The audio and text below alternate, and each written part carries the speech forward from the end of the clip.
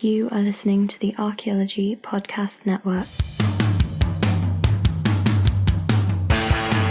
Hello and welcome to the ArchaeoTech Podcast, episode 36. I'm your host, Chris Webster, with my co-host, Chris Sims. On today's show, we talk about my first impressions using the DJI Inspire Pro quadcopter. Let's get to it. All right, welcome to the show, everyone. Chris, how's it going? It's going well. Awesome. Well, I just heard a little bit of Skype pickup. Hopefully that doesn't persist throughout this episode because, Skype. Anyway, just a quick note, anybody who's I always tell people that nobody's actually sitting on the edge of their seat waiting for our next episode to come out. But if you have been on the edge of your seat waiting for our next episode to come out, sorry about that. We've been gone. Chris, it was just kind of a perfect storm that we just decided to it's summer field work and all that stuff. And we just decided to kind of just put the show on hiatus rather than put out crap. We could have put out some probably subpar shows, my guess would be, just to have some stuff to fill the slots. But my thinking is, let's just wait until we can actually have some decent shows. So Chris was in Belize for most of July, or at least the last half of July, and I was in Italy for much of August. So it was just difficult to coordinate and get together and actually put something together that was going to be useful to our listeners. So yeah, that's pretty much it. Chris, I know you said you were possibly recording some stuff in Belize. Do you think did you get any recording done that we can get on the APN here at some point in the future? Yeah, I did. I have several segments that I've recorded, and I'm working on editing them and putting them together. There's a lot of hissing and popping and jungle sounds and stuff because I was recording it from the site. So nice. Some of that, I think adds to the texture of it, kind of like how on NPR you've got a busy cafe and clinking glasses and stuff like that. So nice. I don't know, it's kind of neat, but it's kind of it'll be a neat companion to other episodes on different podcasts where we've talked about the AFAR program. So it'll be neat. We'll hear a lot from the people involved who are not traditional archaeologists. They're kind of avocational archaeologists. So their perspectives were really neat, and it was great talking to them and spending most of a month with them. Yeah, and I was in Italy, like I said, and the reason I was there was listeners to this show may remember us talking about Codify with Michael Ashley, and I was out in Italy working with Michael because he was spending the summer out there. His wife's family is from the town that we were in, and so they just decided to spend the summer out there to help out her family, and so it made sense for me to just go out there for a little while, and so we could work really closely together, because working with a 9-hour time difference is a real pain in the ass, and it doesn't really work out very well. So we got a lot of really good work done, and we got some designing done and some planning done, and we're planning on having some pretty big releases coming up in early October, specifically around October 6th, which is the first day of the Great Basin Anthropological Conference that's being held this year in Reno. So if you don't know about that conference, but you're on the West Coast, you should try to take a look at it, look it up. I'll put a link to it in the show notes, and see if you can't make it to that conference, because it's a really great conference for Great Basin archaeology, which, if you didn't know, is all of Nevada for the most part, and kind of fringes of Oregon, Idaho, Utah, and probably a little bit of California up here on this end too. So, but anyway, the GBACs only happen every 2 years. And they're always in a different location, like most conferences are, but it's every 2 years. And this year it's in Reno. So Reno's a pretty cheap place to get to and stay compared to other places. So it's a decent conference to come and see. So especially since you can come and see the Codify booth. Oh, plus this is ArchaeoTech podcast. I may as well mention this too.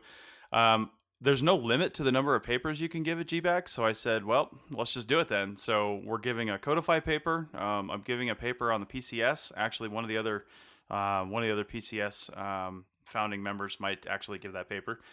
And I'm giving one on the APN. And all three of those papers are in one session called Archaeology in the 21st Century that I'm chairing. That there's also, I think, 4 or 5 other really good papers in that session as well. And that's on Thursday afternoon if you're going to the conference. So certainly check that out. So nice. and we'll both be there, so you can find us, buy us a beer, and it's also just good to be in the same time zone as you, Chris. Right? Like I just finished moving to Portland, Oregon, and he's down in Reno, so finally we're both in Pacific time zone. Yeah, it's kind of odd actually. Most of the people I podcast with are not in the same time zone, so it's quite refreshing to have that. So Yeah, it's almost too easy. exactly. All right. Well, let's get on to drones. So a couple of months ago, um, Michael Ashley, again of Codify, I kind of talked him into this, but he kind of talked himself into it too because he's a photographer. And when he found out what kind of camera that this drone that we bought has on it, he just kind of went crazy for it. So Michael, went and purchased the for Codify. He went and purchased the DJI Inspire Pro. Now, if you're not familiar with DJI and you've seen those white quadcopters that are everywhere, quadcopter, they're kind of interchangeable terms. But anyway, if you've seen those white ones that are everywhere, those white plasticky ones, that's the Phantom series. And I think a lot of people probably default to the Phantom series when they think of kind of leveling up their drone experience from something that's like off the shelf that you can buy, at a Brookstone or something like that. So, and that's it's not a super bad deal. I mean, the DJI Phantom 4 is it's over $1,000. It's got a really great radio. In fact, I think it has the same exact radio that the Inspire has here. And it's a good device. It's easy to fly. You can hang a camera off the bottom of it. You can hang a GoPro off the bottom of it. Plus, I'm pretty sure, don't quote me on this, that you can hang one of DJI's other high-end cameras on there. I think the Zenus X3 can be hung off of there, which is a pretty decent camera. But it still has some pretty serious limitations, and most of those are related to wind. So, if you ever know anything about flight characteristics, the heavier your aircraft is, the more wind it can handle. In fact, we just had a plane crash actually here next to the airport in Reno, and we had 45-mile-an-hour winds, and it was too much for the plane in the direction those winds were going, and it flipped them over right before the runway. But they were landing commercial jets all day long, because the commercial jets weigh, 400 times as much as that small plane and can handle a lot more wind. So that's kind of a little harsh lesson in flight aerodynamics right there. But it's true for drones as well. And if you're working in an area that's constantly windy, like it is out here in the Great Basin and much of the Desert West, then wind is a serious issue. You can spend $5,000 on a drone, and it can be too windy nearly every single day to fly the damn thing. So it's kind of useless. That's when you bust out your $600 kite and you go flying anyway. So anyway, I just wanted to give you guys our first impressions on that. Chris hasn't used this, so he's going to kind of bounce some questions off me. Hopefully, some stuff that you guys are thinking about, which is kind of the point of this. I almost did this episode by myself, but I wanted to wait and have Chris there so he could maybe ask me some of the stuff I wasn't thinking about. But so let's get into real quick. I've got the thing open behind me. Let's get into the box, okay? Well, first, I've got in my notes here. I don't want to skip this. The DJI experience, okay? That's what I'm calling it. Which, hasn't been the best. Let me just put that off right off the bat.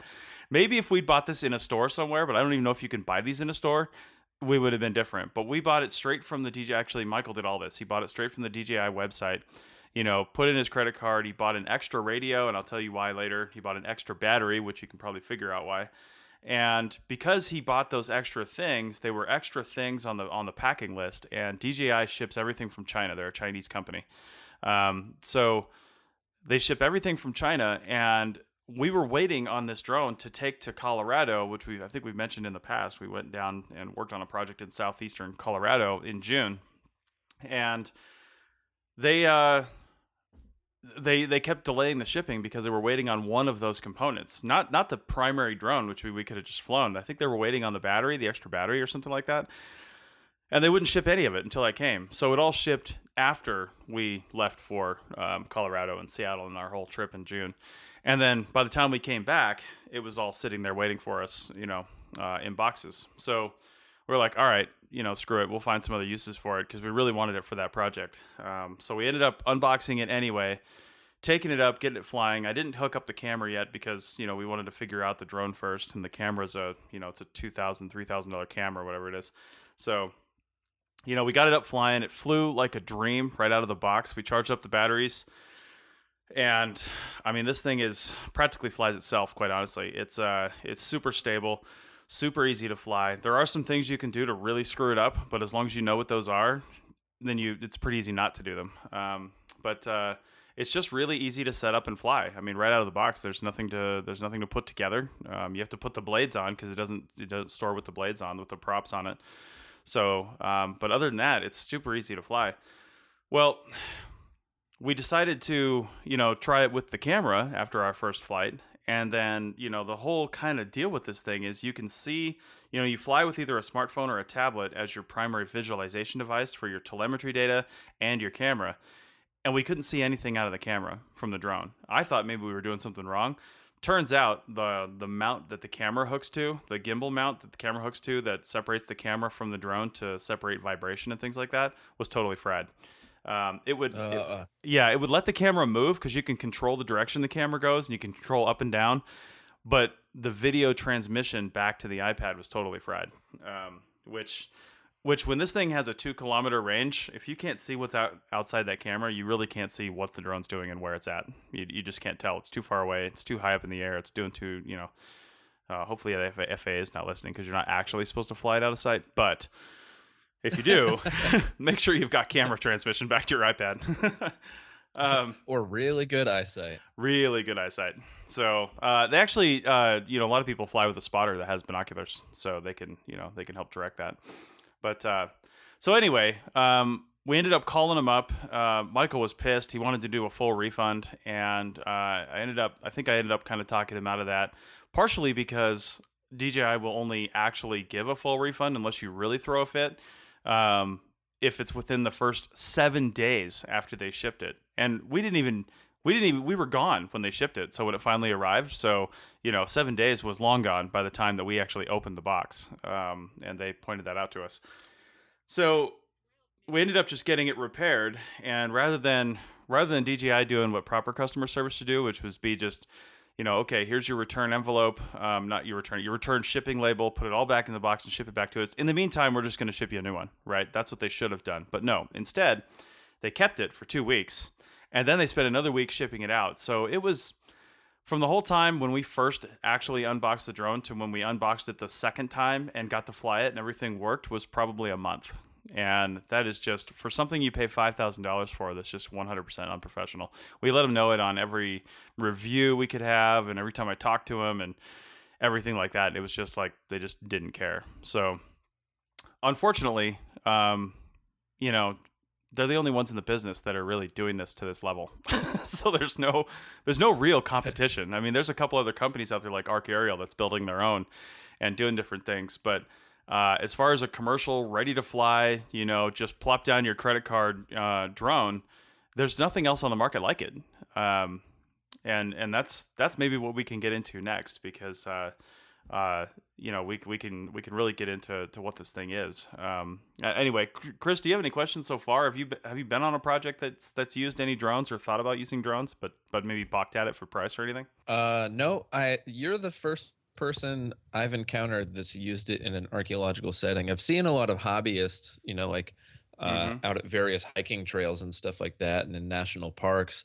And I've seen at sporting events too. I've seen some amazing footage come from drones. So the overlap there for archaeological applications is pretty obvious. Like you can get some insane footage of like top down plan view imagery. So that's really neat. But no, I haven't touched one. So it's kind of neat that we're paired up on this episode for this, because I feel like it's almost like a puppy, where it's like if you hold the puppy, you're gonna fall in love with the puppy. You're gonna take the puppy home, love it forever. You have held the puppy. I have not. So I still have a little bit of distance and apprehension about using a drone. So nice. it'll be neat to see how this shapes up later in the episode. Right.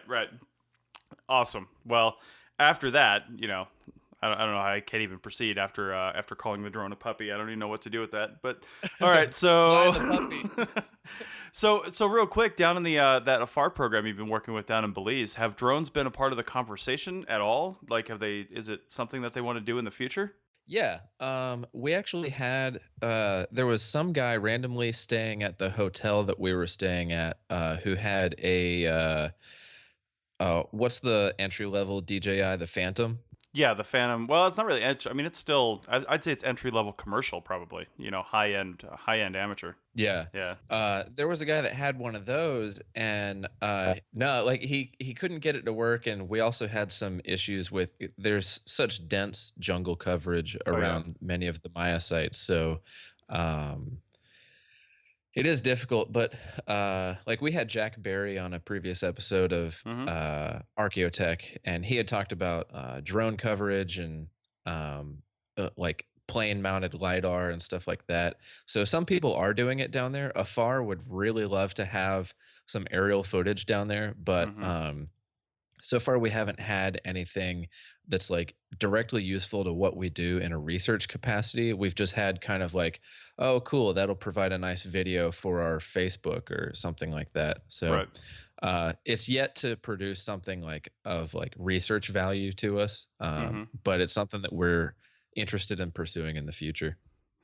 Well, and yeah, and you're right. I think a lot of people have are seeing it almost as a novelty or for PR value, and they haven't really figured out how to use it, as a straight up archaeological application. That's not entirely true. This is just like the average, I think, is what people are thinking. But there are some people that are doing some fantastic archaeological things with drones, and Oh yeah. on the last episode of this podcast, episode 35, we interviewed Sean Fehrenbeck of Paleo West, and while he didn't get into drones too much because it wasn't a primary focus of their research out at China Lake Naval Weapons Center when they recorded a section of Little Petroglyph Canyon, they did use drones as to kind of as a use case to kind of get some photography, to get some aerial photography of the area. But I personally don't think that they used it in the way that I would have used it.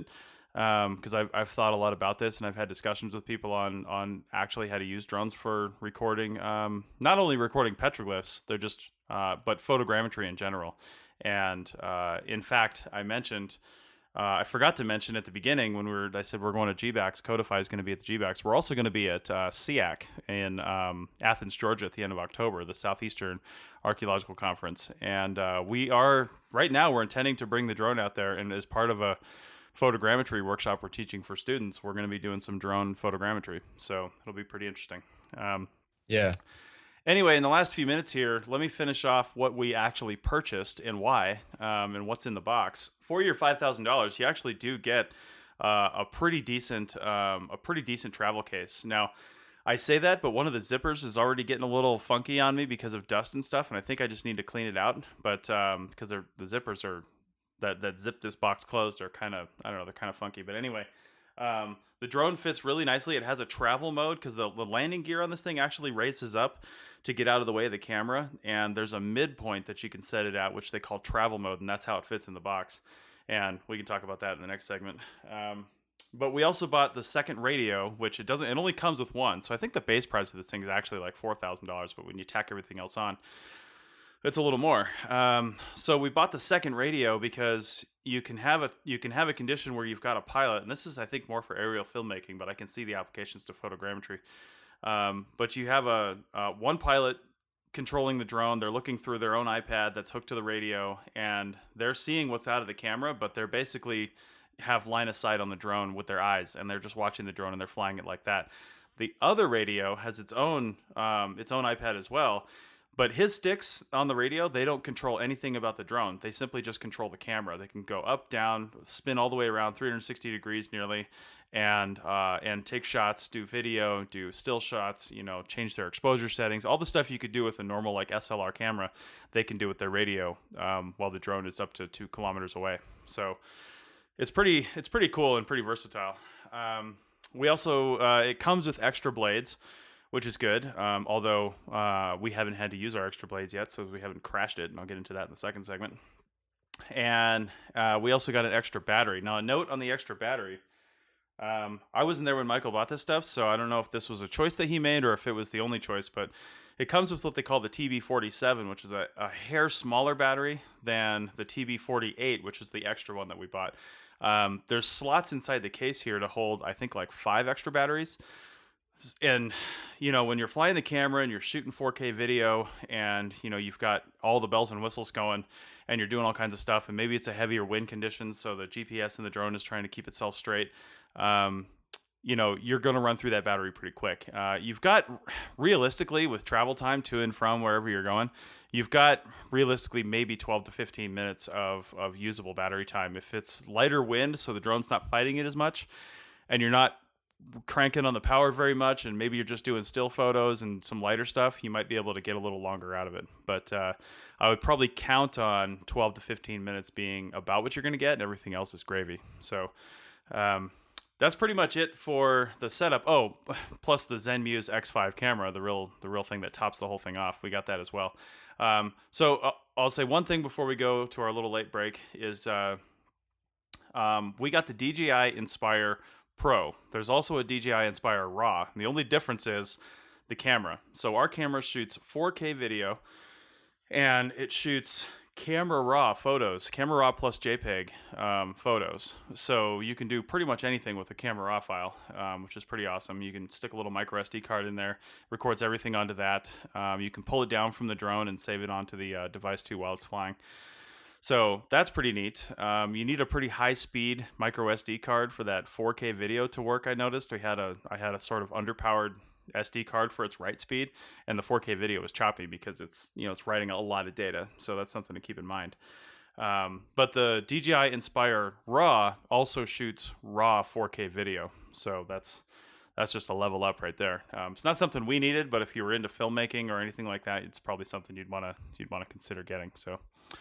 Wow, very cool. Yeah, so let's take a break real quick, and we'll come back and talk about flying this thing.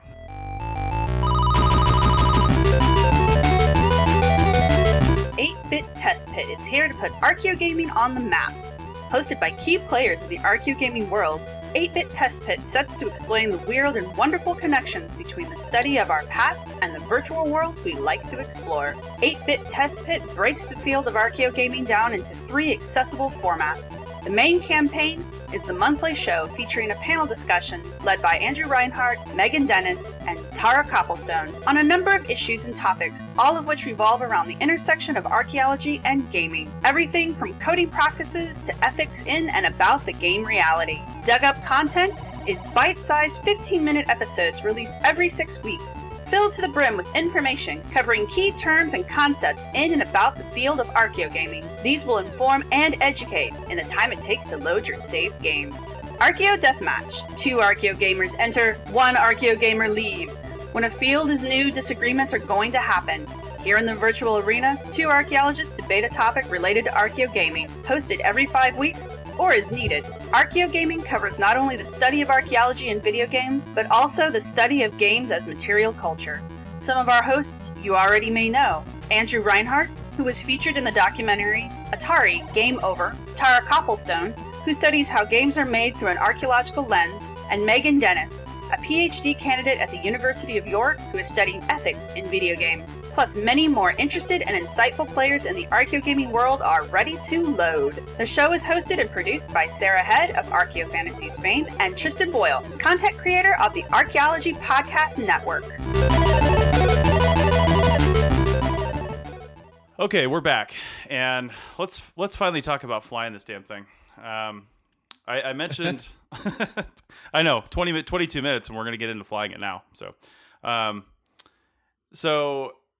mentioned the easy setup. The basic steps to set this thing up are, it's kind of weird, actually. If you get one of these, or even if you get a Phantom, very much read through the instructions. Okay, read through all the instructions, and that's going to take you 4 seconds because it comes with virtually nothing. Then go online and watch all their videos. You can get to a lot of the training videos through the DJI Go app, which you have to download to operate this thing, onto a smartphone or onto a tablet. And I also want to say I think it's iOS only. I'm not actually sure on that. I'd have to look, but it might be iOS only. Anyway, So you take your tablet. It's got a nice little sort of ratcheting holder on the radio for your tablet. You stick it on there, you squish it down, and then you run a cord from your tablet to the device. They don't rely on any sort of radio signal from the tablet to the device. They're just like, screw that. We're not going to deal with it. We want a hardline connection. So all the data from the radio and from the drone comes in through the radio, which has little antennas on it, and then straight into your tablet through that hardline connection, which is pretty solid. I like it. Now, what kind of compatibility do you have with other tablets? Like you had mentioned that you use an iPad. Is that the main tablet that it prefers to work with, or is it kind of like available to others? Well, yeah, I know that. I know that iOS is on all their promotional stuff. They always show iPads, they always show iPhones, they always show all that stuff. But I honestly don't know, and I'm kind of trying to look it up right now. So it looks like the DJI Go app is available in the Android and Google Play Store. Is this still pulling up the Italian store for me? You bastards. My God, trying to get Google not to read Italian, not to display everything in Italian while I was in Italy was a huge pain in the ass. And it's still doing it. That's amazing. All right. So anyway, from what I can tell, you can download it for Android. So which means you could use an Android tablet or Android smartphone probably. So anyway, yeah, when you're setting this thing up, one of the first things you have to do is take it out of travel mode. And the reason I said read all the instructions is because the batteries, they're intelligent flight batteries, they're called, are very particular about how they're turned on, how they're drained, how they're charged, and how everything works. It's a lithium polymer battery, and if you've ever heard of those, they're huge, finicky, computer-controlled batteries. They're great. People use them for a reason because they're very stable. They can pack a lot of power into a very small thing, but they have a lot of real crazy restrictions, and you don't want to mess these batteries up. This extra battery that we got was $200. So, it's not a cheap thing. And, we want to put 4 more batteries in that thing. I mean, we're looking at $800 to $1,000 just to buy additional batteries to actually fill up this box. And to get an hour plus of flight time out of all that. So you have to put a battery into the unit, set it on the ground, and then turn on the battery, turn on the radio. Once you see the little green light happen on the radio, it means it's connected to the drone. Then you move this little switch 4 times, and the drone raises up all creepy like, and that's taking it out of travel mode. But then you've got to turn it all back off to hook the camera up, because you can't hook the camera up while the drone is powered on. So the battery can be plugged in, it just can't be powered on. So then you hook the camera up, which is also a little bit scary because, like I said, this is a $2,000 camera and you're hanging it off a drone, 1,000 feet up in the air. You want to make sure it's connected adequately. So it connects actually scary easily, right? It's just like a little clip in the back, and then you put it up in the thing on the circuit board and twist this little deal and you're done. And I'm like, really? That's it? All right. Yeah, so you would think that it would disconnect just as easily. Oh yeah, you would. But this thing is actually engineered very well. It's very solid, and it works really well. Nice. Once you get your camera on, and you've got your drone sitting up like that, then you can put your blades on. And there's, if you know anything about quadcopters, you know that the blades, they don't move the same way. To make that quadcopter so stable, they don't all just turn in one direction. They've got their own ways of doing things. So you have to look at the colors on the motors. There's red and there's white, and you got to match that up with the blade. But from what I understand, the version right before this that was out in like May, you had to crank down your propellers with a little tool. But they've got this really nice quick disconnect thing where you just slap the propeller on, turn this thing a quarter turn, and it's done. And it's really solid, and it's great. You can put the props on. You can take this thing out of travel mode, put the camera on, put the props on, throw in the battery, all in under a minute. It's pretty fast. So wow. Yeah, it's super fast. And then you hook your iPad up, run your cord to it. Then you turn your drone on, you turn your radio on. Once they're all connected, you've got the DJI Go app on. You can see something out of the camera on the screen there, but you're still not done. You've got 2 more setup things to do. If you're going to be using the GPS, and I say if because you can fly this indoors, and if you fly it indoors, you're basically in what they call attitude mode, which means you're not using the GPS really, you're not using the compass, you're just basically watching it, and it's flying, based on that. But if you are using the GPS, then you need to calibrate the compass, which is its own unique little special hell. So you put it into compass calibration mode, and then you've got to tilt the drone up on its nose, kind of hold it by the nose and spin it 360 degrees, and then you spin it long, like on its axis 360 degrees, and all this is visually represented on the screen, and it lets you know when it's done. And basically all you're doing is like calibrating any digital compass on like a, even on the Trimble or on a handheld compass. You're basically running the magnets in that compass through the Earth's magnetic field in two different planes that are 90 degrees to each other, and that helps them calibrate the compass. So then once you do that, you've got to calibrate the camera.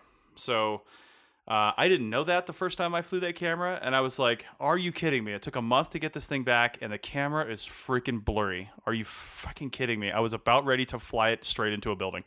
And I swear to God, man, I was just going to like run it onto a highway and let a semi plow it and just hand Michael $5,000 because I was like, this is bullshit. The camera is blurry. I'm pissed. And then I watched the videos again.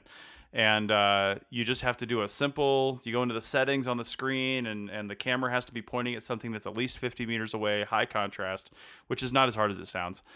Pretty much anything in the distance. And then you just hit calibrate camera, you tap on something on the screen, and then everything pops into focus, and you've got your 4K video and your super high resolution JPEG images that you can take, JPEG plus RAW.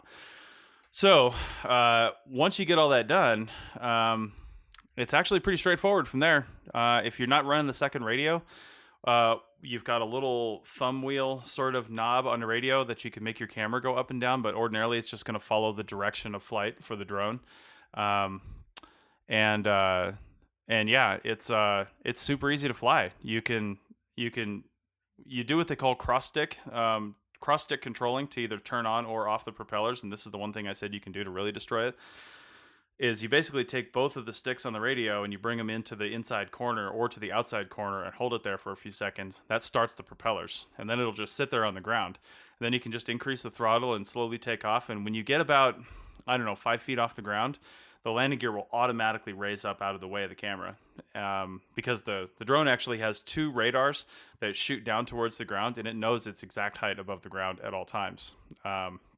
So it knows when it's high enough to raise the landing gear. You can manually raise the landing gear or lower it whenever you want using a switch on the device.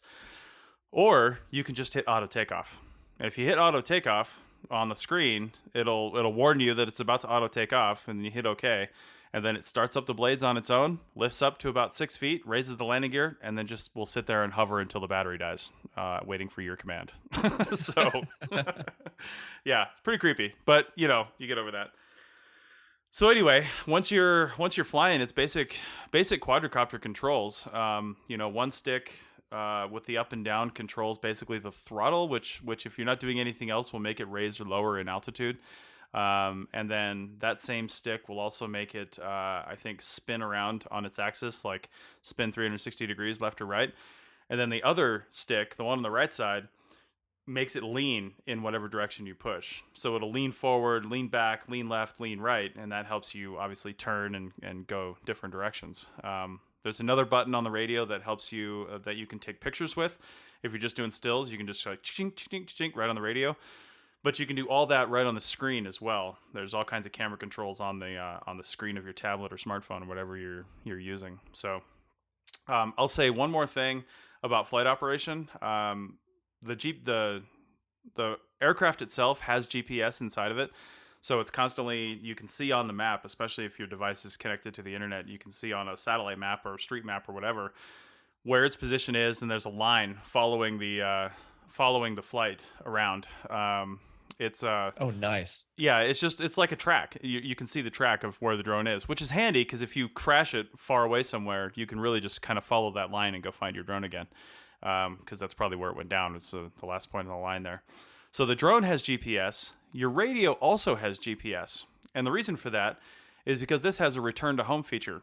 And you can activate the return to home feature one of two ways. You can do it manually by just hitting, one of three ways. You can hit return to home on the radio, or you can hit return to home on the screen, on the app. And the drone will fly up to a predetermined altitude, which I'll get into in a second, and then fly straight back to wherever its home position was set. Now, its home position was automatically set when it took off, wherever it took off from. But you can change that home position to be any point on the map that it'll fly back to, or your current location, which is why your radio has GPS. So if you turn on this drone and you take off in a car somewhere, or on a bicycle, or you start walking and you go somewhere else, when it returns to home, you're home now, and wherever you are, it will return to, within, I don't think it'll land on your head. I think it'll land a few feet away, and, and then just come down right there.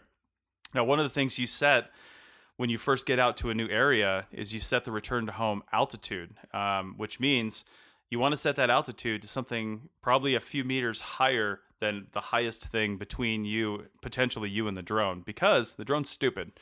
When it returns to home, it's going to come in a straight line. And if there's a building between you guys, or if there's a mountain, or if there's a hill, or a grove of trees, or anything, it's going to go straight through it. So you want to set that return to home altitude to go over those things, and then it will fly up to that altitude first, and then fly straight back to you, and then land right in front of you. So it will do that, like I said, manually. It will also do that when it senses that it doesn't have enough battery power to continue whatever it's doing. It will just take over, return to home. It knows how much battery power it takes to get back home generally. It's not perfect, but it knows generally how much that is. So when it gets down to a certain battery level that says, all right, that's it, I can't do any more, all I can do is go home, it'll warn you that it's doing that. It'll fly it to its altitude and fly home and then land. So you can still control the altitude, but you can't control its direction when it's returning to home unless you cancel the return to home feature, which you can do anytime. So cool. That's it. I'm going to get into some more special stuff, some of the photogrammetry in our app of the day segment, because the app that I use for that is my app of the day segment. But Jesus, that was a lot. What do you think, Chris? Do we have time? Do we need to tack on segment 3? Yeah, practically. Yeah, I've got some questions about its its research value and its practicality as a tool in the archaeological tool chest. So maybe let's take a commercial break, and then we can get into that when we come back.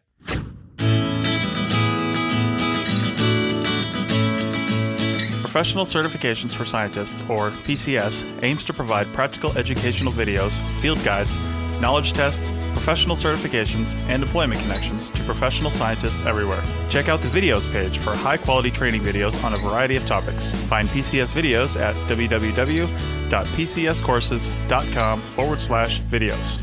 PCS, a place for good scientists to become great science professionals.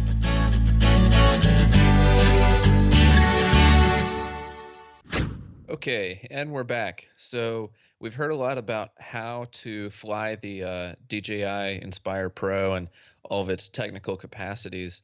So let's talk about it as a working part of doing archaeology.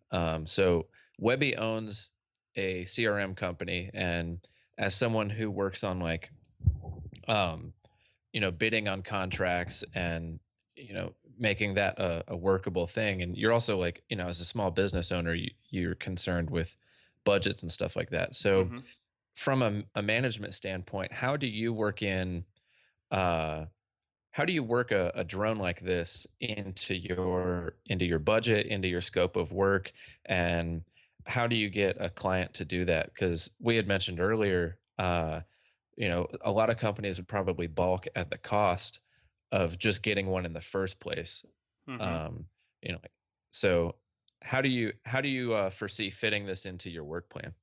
Well, let me give a slight warning before I get into that, because as of August 29th, which was 2 days ago, the FAA changed their regulations on actually using this for your work and as a company. They actually made it easier, which might not sound like it when I say this, but before you had to get they called it a special 333 exemption, and they were pretty much giving those to people who, if you applied for it, you were generally approved for it. It just took a little while. That's not to say that's not exactly true, but for the types of projects we work on, if you applied for it for an archaeology project, especially one out in the middle of nowhere, you would likely get approved for it, but you just had to wait, and there was no cost to it. It was just, a pain in the ass. Plus, then you had a whole bunch of other regulations on what type of drone you could use, the size and altitudes and all that stuff. Well, now they have what's called Section 107 of the FAA, the Federal Aviation Regulations, the FARs. And you now can go through a small class, or you can do it all online, where you basically read through like 5 hours worth of material and you take a test, and then you get certified with basically a drone pilot's license. And there's a lot more to this, so anybody that's done this, don't take me to task on it. This is not an episode about this, because you could do an entire episode about this. But basically, you get that drone pilot's license, and it can be tied to a regular pilot's license, which I have, and then then you can basically fly drones. Now, you're limited on the weight class. I believe that's for under 55 pounds. Over 55-pound drones, it's a whole different deal, because you're getting up into some faster, bigger, more dangerous things. So they want you to know that. But anyway, if you're going to get one of these for commercial use, that's the first thing you got to do. Don't go out and buy a drone. Go do your research on what it's going to take to actually use that drone for commercial purposes. And you might say, well, I'm just using it to take some photos. Yeah, if those photos go into a report that you got paid $200,000 for, that's commercial purposes. Okay, if you go out and take photos and you just use them for analysis or something like that, or use it as a promotional video, that's still commercial purposes. Okay, so keep that in mind when you're doing this. Chances are you're not going to get found out. I'll just put that right out there. But if you do, it's a pretty big deal. So you don't want to take the chance, because it's easy. It's easier than you think to actually do it legally. So you may as well do it legally. Or you can hire DigTech and we'll do it for you. Anyway. Yeah. Yeah, there you go. So anyway, budgeting this into a project, man, you really just have to know a lot about what the drone's capabilities are and what kind of project you're going to use it on. Right now, out here in the West, a lot of the projects we do is phase 1 survey. And quite frankly, there's not a lot that I would budget in for a drone on phase 1 survey, because this thing is not a backpack drone. This is not the kind of thing where I'm going to haul it out and do site overviews. Okay, this would be a huge pain in the ass to do site overviews, or to do shots of features, or anything like that. I mean, the battery charging time alone is prohibitive. I'd get one site out of it, and then, oh shit, we've got 15 more sites we're going to record today. Done. The drone's finished, right? So it's not, even if you could pack it out to every single one of these sites, it would still be a huge pain in the ass, I think. It's quick on the setup, quick on the teardown, but I just don't think the benefits are there for normal site recording. Now, if you're going to do an excavation and you're somewhere maybe where you're near electricity, you're near power, you maybe have a generator out there, you can keep your batteries charged, maybe just in the truck or whatever, then that's a different story. I would almost definitely use the drone for in-progress site overviews every time a few units are finished, something like that. I would constantly be taking photos around the area to add to a photogrammetrical sequence when I was done. Maybe get a in-progress sort of 3D thing of how you're digging. That would all be really good. That would all be interesting. And as far as billing that kind of thing into the budget, if you don't own a drone, then you're going to have to charge it to something. But I think you just have to figure out how quickly do you want to basically, quote unquote, pay it off with project money. And then what do you want to charge your clients for it? Because everybody charges their clients for the use of the Trimble, even if they're all paid off. You charge a daily rate for the Trimble. It's just, that's just what clients do. Yeah. They pay for stuff like that. You charge a daily rate for the vehicles. You charge daily rates for whatever other. I have worked for a company that charged a daily rate for the shitty Walmart cameras they brought out to take photos. So yeah, I mean, I've worked for companies that charged a daily rate for their Xerox, collating copier machine right in the office. It's like, seriously, it takes us like 6 cents per print or whatever. Right, but right. I mean, hey, they'll pay for it. Yeah, man. I mean, sometimes if the client is okay with it and you're doing line item stuff and the client's like, whatever, let's just get it done.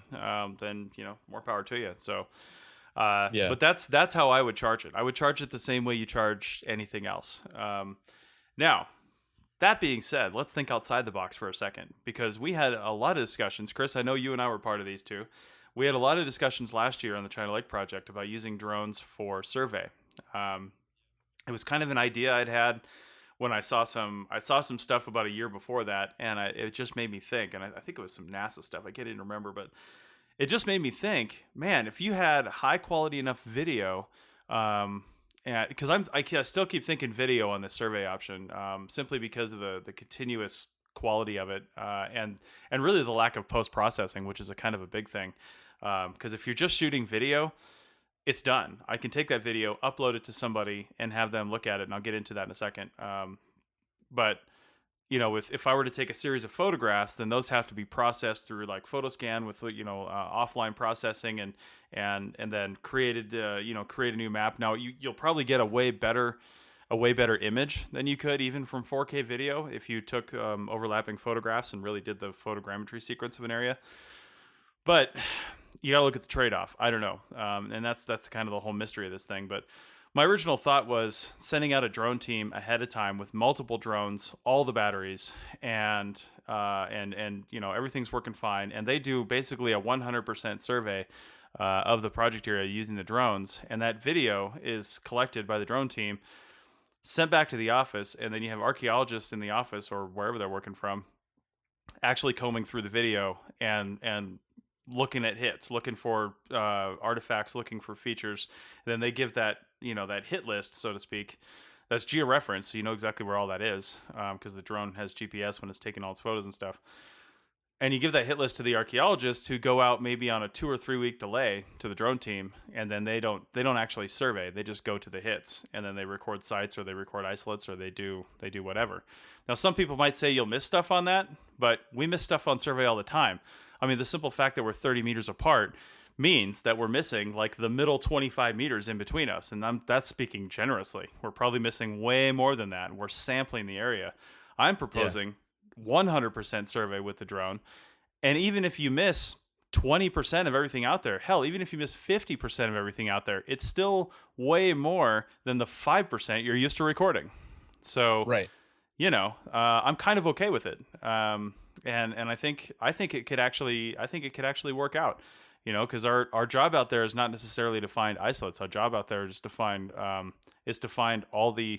everything over 50 years old technically, and then we have a responsibility to record sites that based on whatever definition the agency gives us.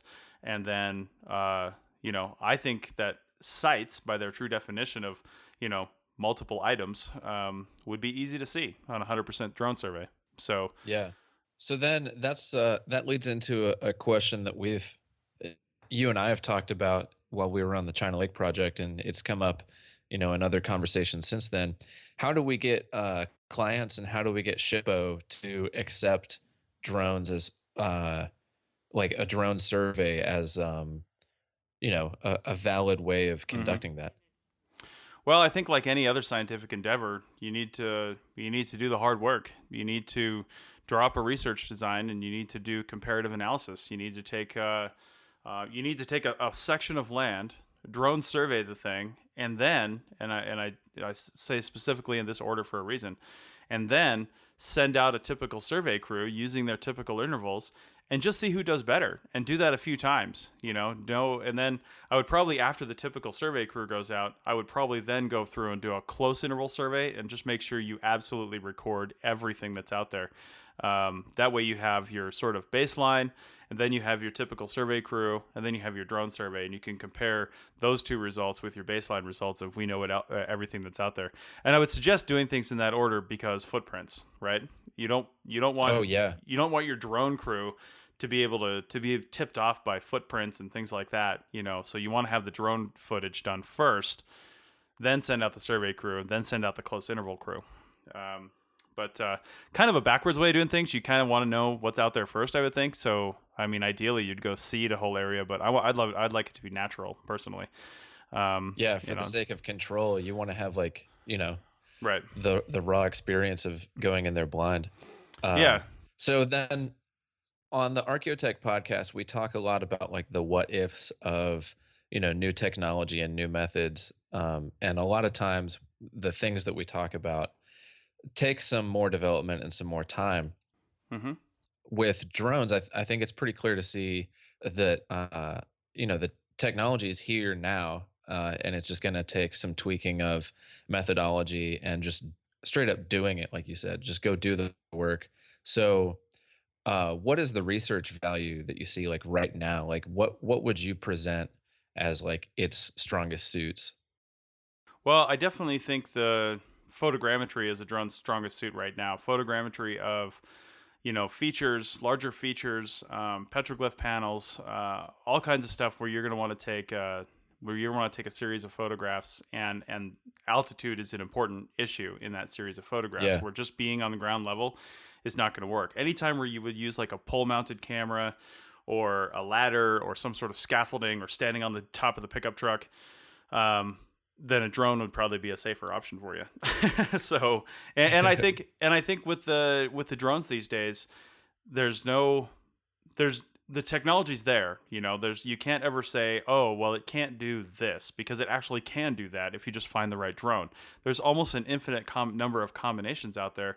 Like, for example, if you're doing photogrammetry of a static object, like I said, like a feature, let's say a mining feature, or even a petroglyph panel or a petroglyph canyon of panels, then a quadcopter is probably your best option, because the quadcopter can fly down the canyon or can fly in certain, nice sideways situations and point the camera any direction you want, and take photos independently of where the drone is going.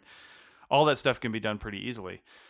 But if you were going to do something like drone survey, like for example, I'm going to be testing out this Inspire on doing this sort of drone survey, just little stuff that I can do just by myself. I'm going to be testing it and seeing what the video looks like and seeing what pictures look like and seeing what I can do with that. But realistically, I'd probably use a fixed-wing aircraft if I was actually going to do this. I would use a slightly larger, not necessarily heavier because they're all made out of foam these days, but like a fixed-wing airplane flying a pretty awesome camera, probably at a way higher altitude, as long as I can still get the ground resolution to see small artifacts. It would just be a lot quicker and more efficient. This drone's heavy for a reason, and I only get 12 minutes out of the battery. But if I'm flying a fixed-wing aircraft, I can probably get, 30 minutes out of the battery, get the same type of imagery, and then, have fewer batteries on hand. And I can just, I can do that. The biggest limiting factor right now is the battery. But that's a technology that's improving almost by the hour. Yeah. So, I'm not worried about batteries. I want to make sure the technology works, so when the batteries do come into a way that we can actually throw these in our backpacks with 1 or 2 batteries and use them for the entire day, then we're ready for it. We're not caught with our pants down, So on the note of photogrammetry, do you want to jump into your app of the day pick? Yeah, let's do that. Because the app of the day that I have is called Autopilot. And I'm reasonably certain, because on their website, I can't find anything that tells me otherwise. Reasonably certain this is only for iOS. And Android may have some other applications, but this is literally the best thing for the Phantom or the Inspire or whatever for controlling your drone. So what is it? Well, first off, the DJI Go app will do some automatic flight pattern type stuff. They're pretty rudimentary, and they're okay, but they're not the best, right? It'll focus the drone around a single point and just take video and rotate around it, kind of thing. It will kind of do transects, but I just don't like the way that it does them. The way that you have to input them is really janky, and it's kind of weird. But the Autopilot app, you can actually take, so if you were going to do, say, either a photogrammetry sequence, or let's say you're just doing straight up survey, you figured it all out, you want to do transect survey, right? And you've got this drone, you're going to run another drone, whatever. You can take, your GIS program, whether you're using ArcGIS, QGIS, whatever, and you've got your project area right there, you've got your shapefile. You can draw out your transects, because presumably you've already done the research. You know what altitude the drone has to fly with the camera aperture, to get your overlap, so you know that you're getting full coverage, or whatever coverage you intend to get. So you know how wide your transects can be. You can draw those out using your GIS application. Save that shape, that line, as a KML file, and then drop that straight into Autopilot using, email, AirDrop, Dropbox, whatever. And then that basically loads it up as a flight plan. Now, you can take that flight plan and do some further modifications to it. If you're just pointing your camera straight down and taking photographs or video, then that's a pretty easy thing to tell it to do. You can also set your speed in. You can set your corners to be square, which I would not recommend. The drone takes those very violently, I found out. But if you slightly give a Bezier curve to your corners, you just round them a little bit, then it's a nice smooth transition from one transect to the other, which runs pretty well. Unless your transects are really close together, I also found out the thing just has no grace whatsoever. It'll just like slam right through that corner. Yeah, with the $2,000 camera hanging off the bottom of it. So, and anyway, I mean, there's so many things you can do to this thing. And if you were doing so you're doing that survey, like I said, you can set up your speed points. You can change your speed at any point. You can change it manually while it's going along its path. You can do what they call, I can't remember what they call it, but basically, rather than having the drone fly the path, you can basically like link it to the path, and then you just push up on one of your sticks, and it basically just advances the drone through the path. So basically, you're not controlling the drone necessarily. You're just controlling that it's now moving or it's not moving, and at what speed on the path. And it's still following the commands that the path is giving it, but you're controlling the drone along that path. So that's pretty cool, especially if you've got an area that you set up an autopilot in, but maybe there's trees and stuff, and you're little, you don't want it running on its own. You want to kind of still have some control over it. Then that's a good thing to do. But you can also get really fancy with it. And if you like, you're doing a petroglyph canyon or something like that, or a petroglyph wall or pictograph wall or something, you can set up pretty easy. And I'm not saying this takes all day. This takes minutes. You can set up pretty easily right on the app. Say, okay, at this point, I want the camera facing down at a 45-degree angle, taking photographs, and I want it to lock onto that as the drone moves through this path. And then when it gets to this point, the camera shifts over to this panel and then focuses on that panel. And then when it gets to this point, it shifts to this panel, and just control the entire process. And then once you hit go, the drone just takes off right in front of you, goes to waypoint 1, and starts flying the thing. And when it gets done, it either stays right there and hovers, depending on what you told it to do, or it comes back to you and lands. Done. And it's super, super easy. This is a $30 application. It's not messing around. You don't want to get it just to play with. Yeah. But it's pretty phenomenal. I gotta say, I'm super impressed with it. And anytime you go to engage the autopilot and engage a flight path, it actually takes a couple seconds to do that, because it runs through a series of checklists and say, okay, did you set this and this and this? Did you set this up? Did you set your drone into this configuration? There's some things you have to do to the radio. Did you do that? Did you do this? And it asks you every single time, and I appreciate that. And then it finally says go. And at any point in time, there's a big red button you can push to stop the flight path. So, yeah, which is important. Yeah. Yeah, that's basically it for that. It does take some work. It does take some work to learn it and to figure out how to use the application. They've got decent videos, but you just have to figure out what works for you on that, and you have to learn the camera as well to know how far away to be from objects to get the depth of field and the and the type of shot that you want to do automatically. That's where a lot of the manual flying is just going to come in handy, and just really getting some stick time on the thing and understanding how it operates, how it flies, and what you can do with it. So nice. Well, I guess one last question I have about drones for you is so you have a lot of experience with aircraft and with flying. I mean, like you fly planes with the Civil Air Patrol. You worked with aircraft in the Navy.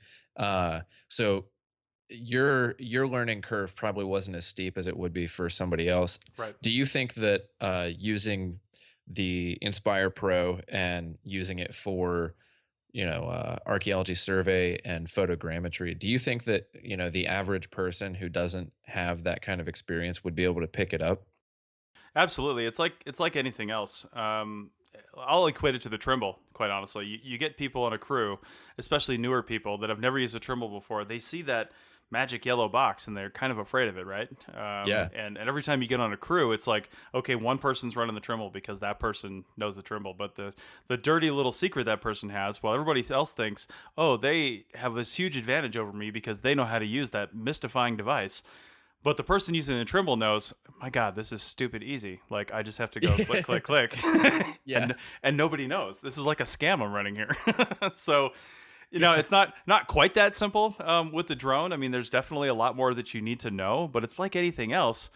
You just need to practice with it. I would never send a drone pilot out on a crew that didn't have probably several hundred hours on the drone, quite honestly. Because once you do get out there on a project and you start using this on a project, you're now at your billable rate. You're at whatever your billable rate is, and you're affecting a lot of time on that project by not knowing what you're doing, or by making a Yeah. mistake, or by crashing the drone, or by, doing something stupid. And not that that's not going to happen. Accidents are going to happen.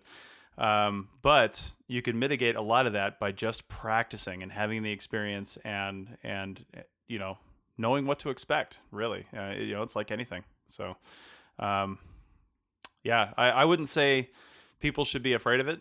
I wouldn't say people should be, they should definitely respect it, know what it's going to do. I mean, I've had this drone come at me, at head level pretty close before with these, 1 foot diameter 4 props, coming right at me. And that's a little scary. You have to trust your stick inputs and know, hey, if I pull back here, it's not going to come at my face anymore.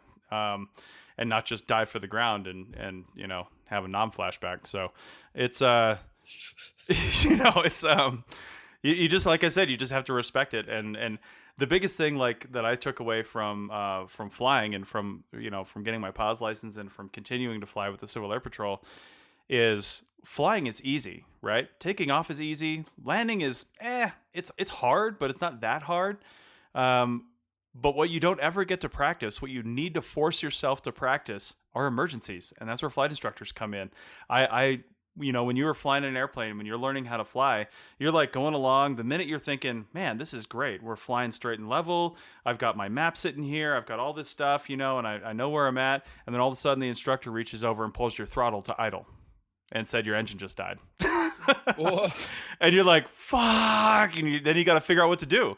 And, you a good flight instructor, I grew up, I learned how to fly in Oklahoma, so it was really flat there.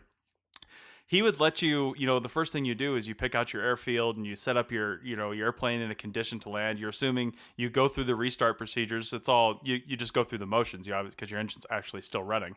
Because they won't actually shut your engine off. they'll just bring it down to idle. But, you do all those things, and I've taken it all the way down. You take it until your flight instructor says, okay, your engine restarted. And I mean, I've taken it all the way down to, 500-600 feet off the ground, lined up to a plowed field, ready to land that damn thing. And the instructor says your engine just started, and they'll throttle back up. And but that's the kind of fear that you need. You need to practice those situations, and you can do that in a drone. Take it out into ever increasing windy situations. But don't do it out in a forest. Do it on a football field, Yeah. Go out and fly in a heavy, heavy, heavy wind in a massive open field with no obstructions. Yeah. Don't do it over the water. Yeah. Yeah. So, and I'll just say one more thing that I forgot to say. No matter what kind of drone you're flying, whether it's the Phantom or the Inspire or anything, all of these have a camera that hangs off the bottom. And one thing I learned, and I thought about this and I didn't plan for it, and it bit me in the ass. When those drones take off, those props kick up a lot of dust. And guess what's right next to the ground? Your freaking camera. So the best thing I can think to do is either to take off from the top of a pickup truck, or more simply, just lay down a big sheet of tarp or something like that, pin it down to the ground, and make that your landing zone. And then you'll keep your camera clean. So, yeah. So anyway, we've gone over on this, but I think it's been really good.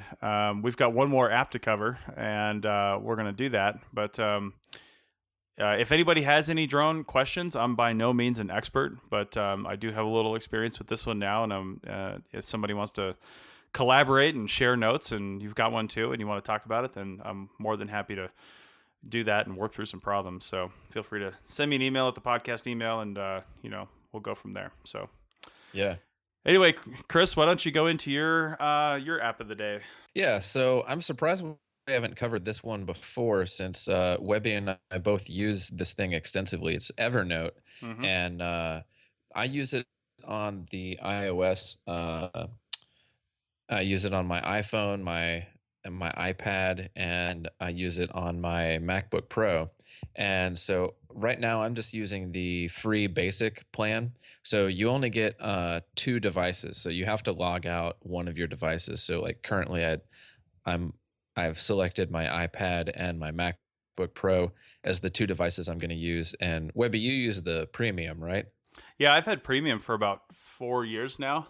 Nice. I use it for everything, and I ended up having to go premium because one of the big differentiators, actually the only differentiator that used to be the difference between premium, and they never had plus before, but premium and basic, The only difference between those back when I did it was the amount of data you could sync across your devices. It's new uploads, basically. So if you're creating new notes and adding new information to the notes, it uploads those to the Evernote server. Well, you're limited to 60 megabytes per month on the free one, which Right. if you're doing photographs and other stuff like that, that you'll hit that pretty quickly, actually.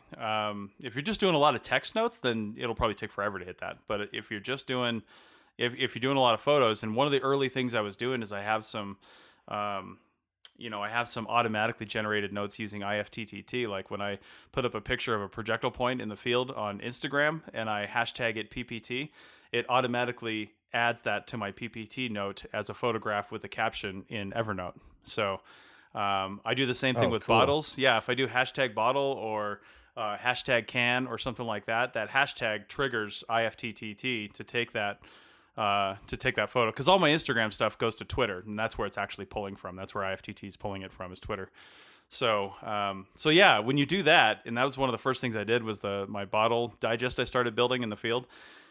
It quickly filled up my 60 megabyte upload.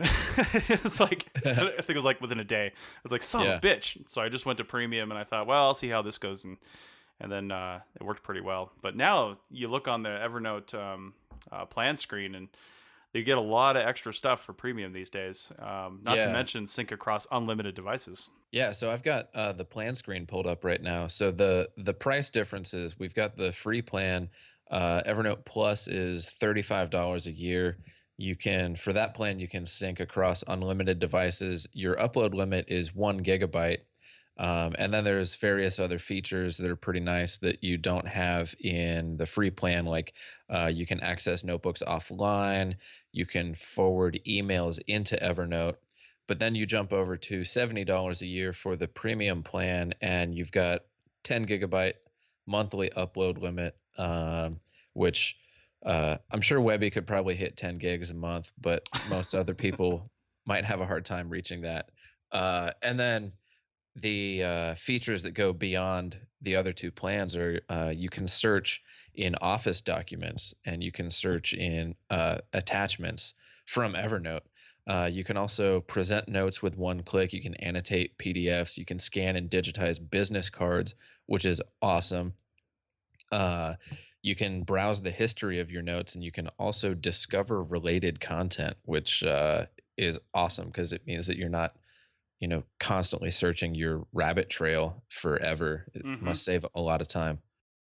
Yeah, absolutely. And somebody might be asking the search for text in Office documents. What are you doing with Office documents in Evernote? But I suppose we should talk, for those that don't know at all anything about Evernote, like exactly what it is. And it's very basic level. You create notebooks. It's very skeuomorphic, they call it. The notebooks actually look like little notebooks. Then they've kind of designed away from that a little bit. They're really kind of more rounded corner squares now.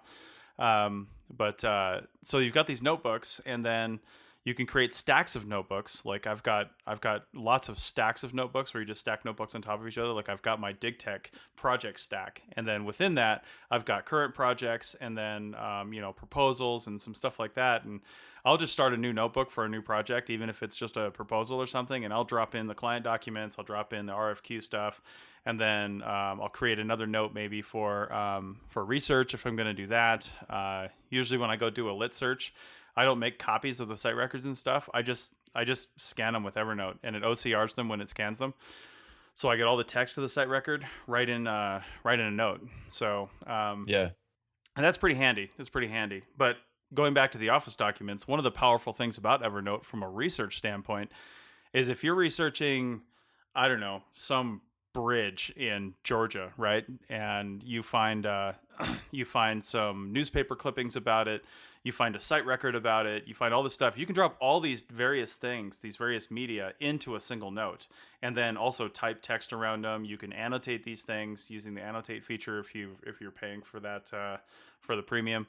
And you can record a voice note in there. So if you're out taking a look at this bridge and some old timer walks up and says, "I remember when that bridge was made out of wicker," and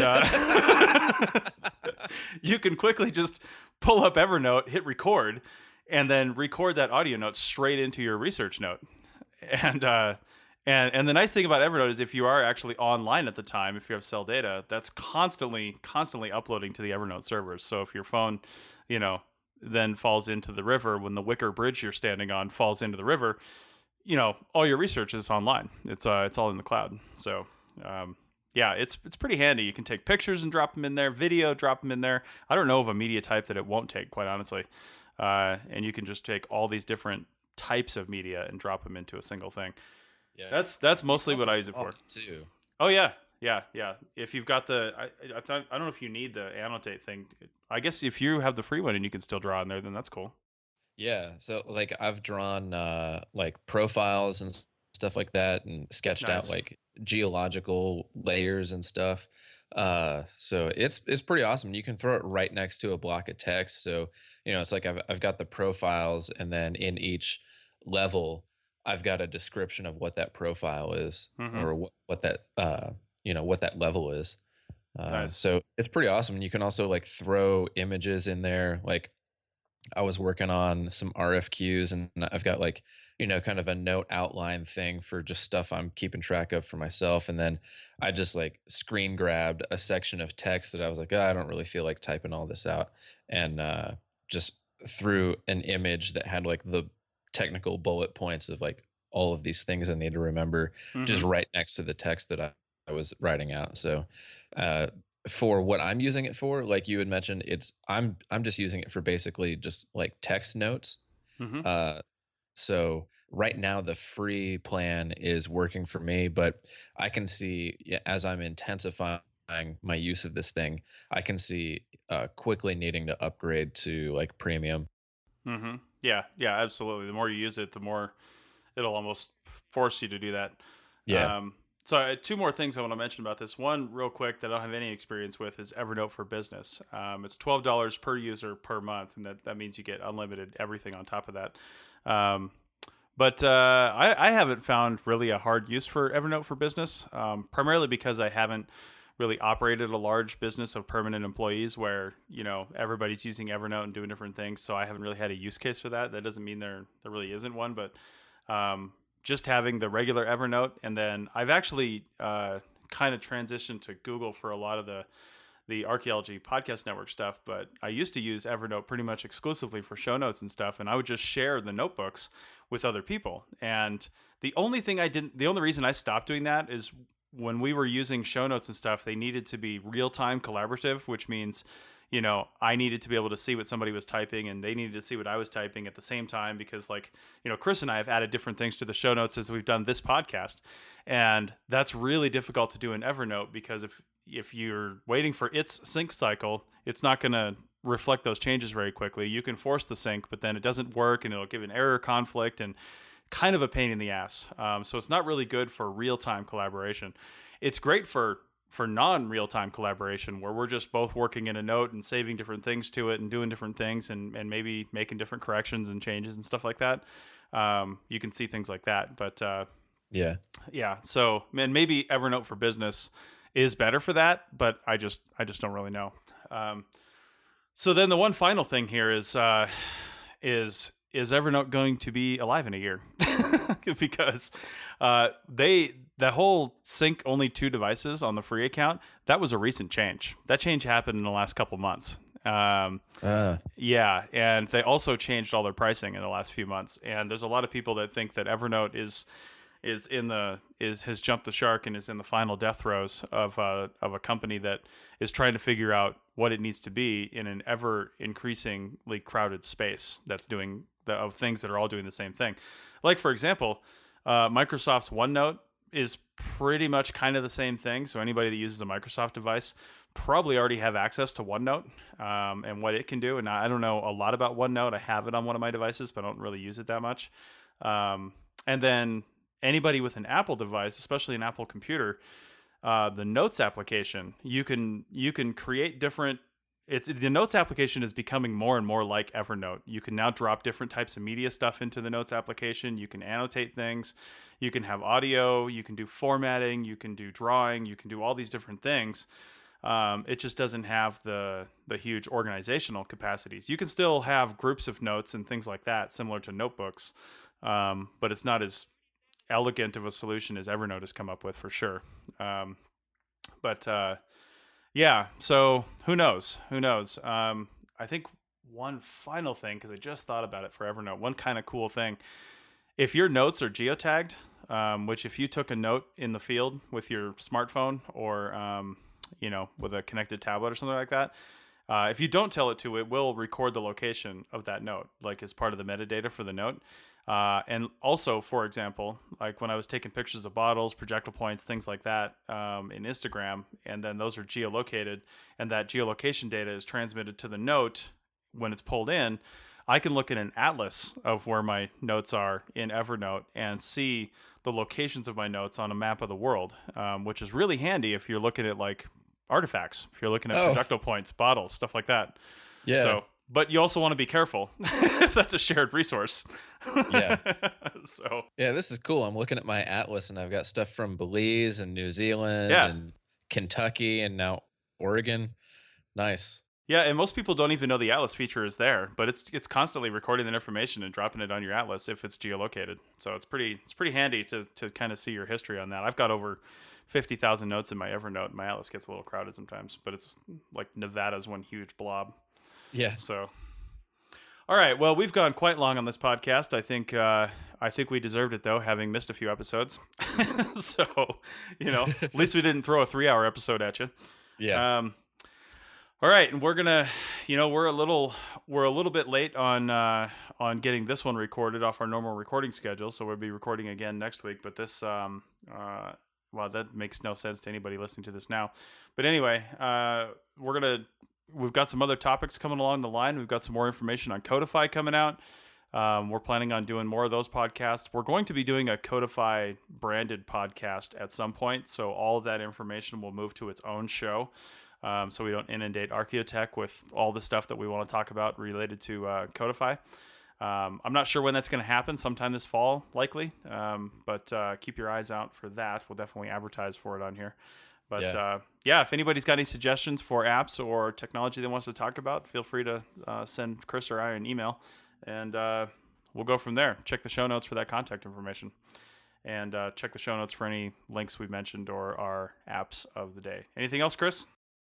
I would say if you're going to be at the GBACs in Reno or SEAC in Athens, Georgia, feel free to send us a line and meet up with us. You don't have to buy us a beer. That would be nice. But yeah, we'd love to talk to any listeners, hear some feedback on the show. And, we always welcome guests on the show and new topics and stuff like that. Absolutely. All right. Well, thanks a lot, Chris. And we'll see you guys next time. Yep.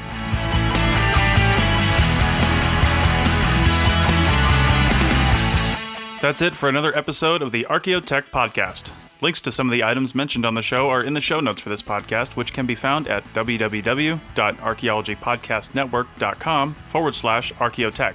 If you like the show and want to comment, please do. You can leave comments about this or any other episode on the website or on the iTunes page for this episode. You can also email us at chris@archaeologypodcastnetwork.com or use the contact form on the podcast webpage. If you'd like us to answer a question on a future episode, email us. Use the contact form on the website or tweet your questions with the hashtag ArchaeoTech or tag @ArchPodNet in your tweet.